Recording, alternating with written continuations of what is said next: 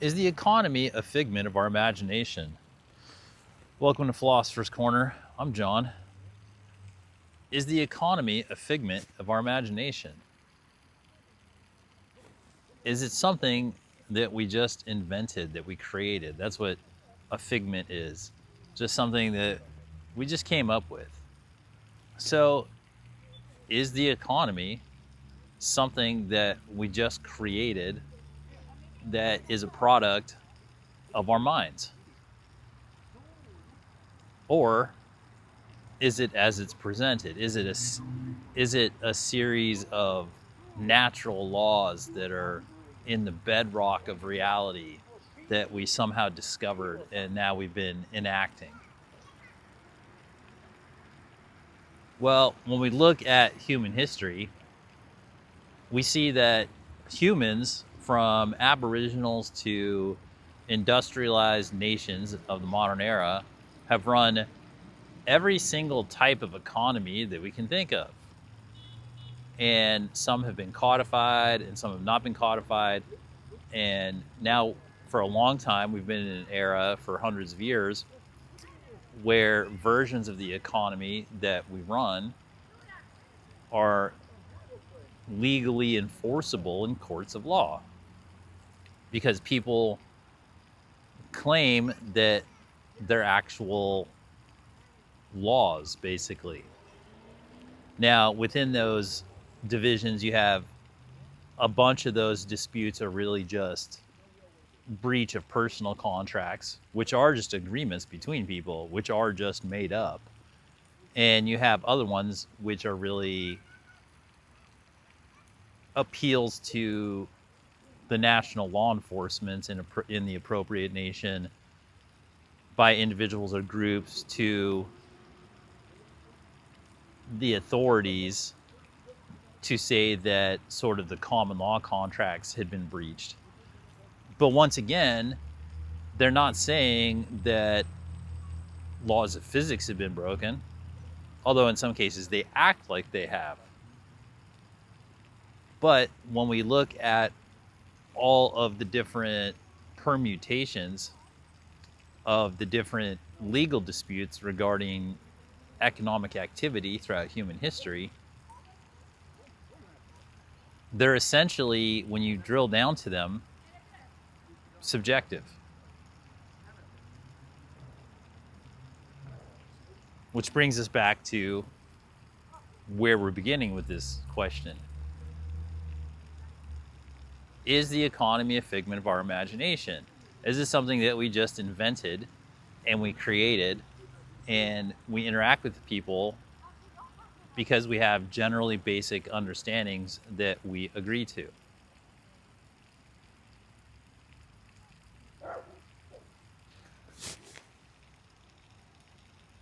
Economies are generally, when people think about economy in academic terms or in philosophical terms, they really think about macro economies. They really think about, first things come to mind are like stock markets and governments and industry and all of those sorts of like macroeconomic things. But really, when we're talking about economy, we're just talking about exchange of goods and services, and those are highly personal. And most of the economic activity in human history has just been agreements between people for whatever the perceived value is of a perceived thing and whatever the exchange is in the moment.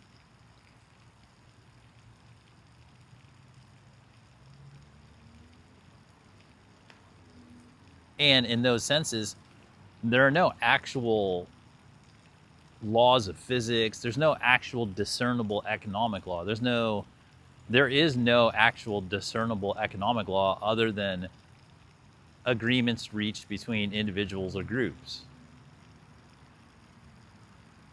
Any exhaustive study of the calculus of modern economics through, like, whether it's Smith or Keynes or like any of these economists, they're full of holes. None of the math ever works out. Because if the math ever worked out, somebody could have figured out how to crack the code on the stock exchanges. Or somebody could, like, if there were actual discernible laws of economics that were actually true, independent of human activity, that they were just there and that animals could discover them, or aliens could discover them, or they were just there, like laws of physics, at least one human being in the history of humanity would have cracked the code and figured it out, which is what some people believe that Smith or whoever figured out, but they didn't. When you dig into it, they didn't. Because if they had, one of their adherents would have come forward, made all the money, and showed everybody how to do it, and then everybody would be able to do it, which is not true. It's not repeatable. And when you really get into it with economists, they're almost no different than witch doctors. They have their best guess and they have predictions. I mean, what other industry allows an industry that's supposed to be, or a study or a discipline that's so influential as economics, right, allows their experts to make predictions, and then they don't hold them to the predictions. I mean, if you hired an architect and you said, this is our best architect, and he predicted that he might make a building that stood up, you probably wouldn't have too much trust in the industry of the profession of architects. But when it comes to economics, there's essentially a huge charade that it's a science and that it is based on actual laws, which clearly it isn't. Because even for a second, if we thought that there were actual true laws of economics and that it was a concrete thing that exists independent of human thought, it's just there regardless of whether we discover it or not, like mathematics, then at some point, no matter the different systems, every country on Earth would eventually figure it out, at least at the macro level. And then eventually there'd be a homogenized law of economics that would spread across the globe, because people would discover, oh yeah, there is just one actual law of economics, and so we all discovered and now we run on them. But that's not true. That hasn't happened because there are no actual concrete laws of economics, except for the fact that it's a figment of our imagination, which means it's open to us to create it, and it's an interpersonal interaction that we make tangible. It's a value judgment for every single person. It's a tangible manifestation of the interactions of the human psyches involved, which is also what makes it dangerous in modern era when we have non-human entities interacting in the economy and making economic decisions. Because since we know that economics don't have any actual concrete laws, they have agreements and they have binding understandings, and they have things that really, really look like laws of physics for money or resources.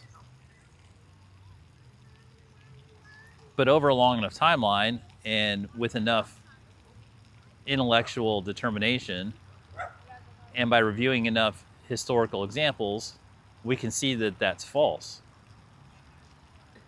That there are, in fact, let's put it this way, if there are actual concrete economic laws, they have yet to be discovered. Every society in the history of Earth has run a version of economic laws that everyone's just most comfortable with. And in most cases, they've just run the economic laws that the most powerful people are comfortable with.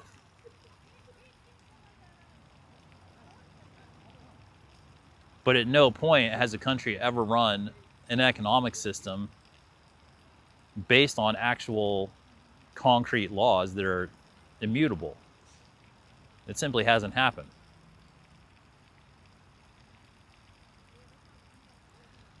Every country in human history has just run economic systems that are made up, that are figments of the imagination, and typically figments of the imagination of the ruling class. And that's just historical fact.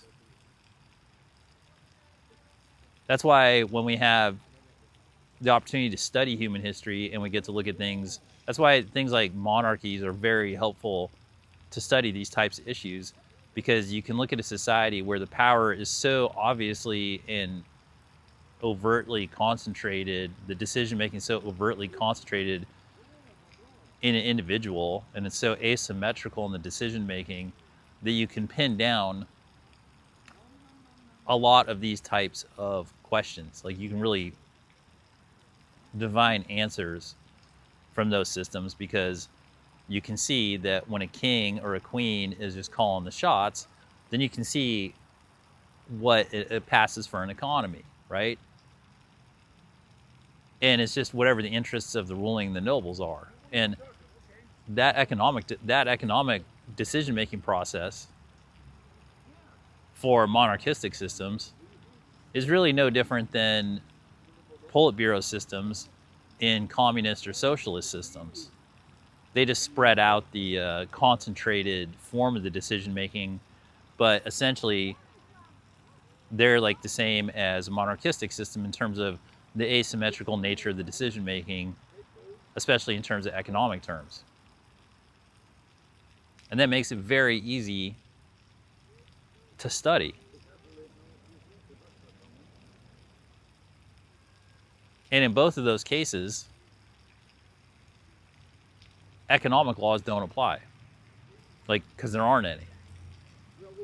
They have best guesses, and they have small trends, and they have different mechanics of economy, but there are no true concrete laws that hold it together. And that's provable because none of them exist still. Like, none of them can continue to exist. And almost in every one of these historical scenarios,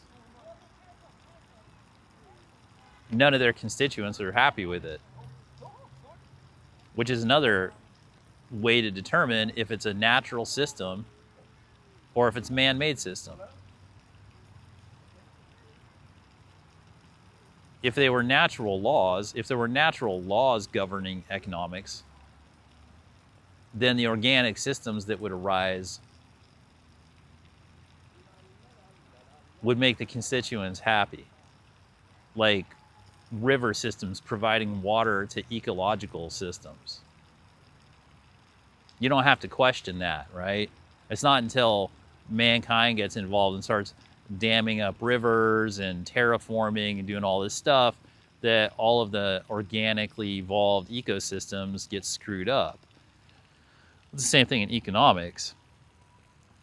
If the economics were a naturally, organically evolved resource distribution system based on a natural law, then the constituents would be happy, or the constituents would be freely allowed to evolve to be able to partake in the resources in a way that would make them happy. But what we have is a history book full of man-made interference and artificial overlays pretending to be organic, natural laws of the universe in terms of economic systems. Once again, figments of the imagination. And when you get into the math and when you drill down into it, you'll just see they're preposterous. So what does that mean for us? It means that our economy is highly personal. It's a figment of our imagination, of the individual's imagination. We can't do anything about massive institutions or establishments or whatever at this point, and that's not the point of philosophy. But in terms of personal sovereignty, independent and individual thinking, which is one of the goals of philosophy, I can know that the economy is a figment of my imagination and of your imagination. So if you go out today and you determine that you have a certain value and that your resources or services have a certain value, then you can go out and get that value. And you can go out and you can interact with other people or institutions or whatever to achieve economic flow for you. And they don't have to adhere to any of these so-called economic laws, except for satisfaction between you and the other party.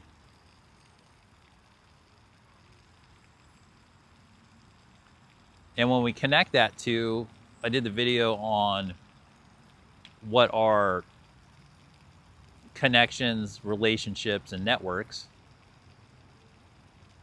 When you have established connections, relationships, and networks in a personal manner, and then you know that the economy is a figment of your imagination, that puts you in a position to create and imagine a personal economy within your own network. And you can create the terms, you can create the value, and you can create your own economy. Because there are no organic laws to the economy other than it's a figment of your imagination. So you can create your own. You know? It obviously has to adhere to whatever your local laws are. But aside from that, which also is not an economic law, that's just legality. But aside from that, that is how every economy actually works. And when we look at those other systems we were talking about, whether they're monarchistic systems or Politburo systems or just any system of asymmetrical decision making, the leaders at the tops of those asymmetrical decision-making systems understand that the economy is a figment of the imagination. And in most of those cases, they've attempted to obstruct the individual from enforcing their power in that regard. But once we know it, and once we take hold of it, we can do it for ourselves. And then all those other videos that we did about, you know, how valuable is the individual, how powerful is the individual, how much can one person have a huge impact on the world? All these different things come into play when we understand that an economy, which is not just fiat currency, it's not just paper monies, it's all of the exchanges that we can have, the goods, the services, the emotional supports, all of these different things, personal infrastructures, any of these exchanges that happen. They can be in the material world, the emotional world, the mental world, the spiritual world, but the full exchanges that are occurring and the balance of those as they affect your life comprise our personal economy. And those are a figment of our imagination, which is great news because it means that we have the power to shape it and mold it and use our personal genius to create it and live it in a manner that lines up with our personal morals, ethics, and values. And that can lead to a happy and fulfilling existence. And it's using the personal economy to reinforce your independent sovereignty, which seems to be the main purpose of life anyway, or at least where the sweet spot is. So, is the economy a figment of the imagination? Yeah, I think it is. Yeah, obviously you gotta make up your own mind, but well, thanks for spending some time here at Philosopher's Corner. Hope you found it helpful, and as always, have fun.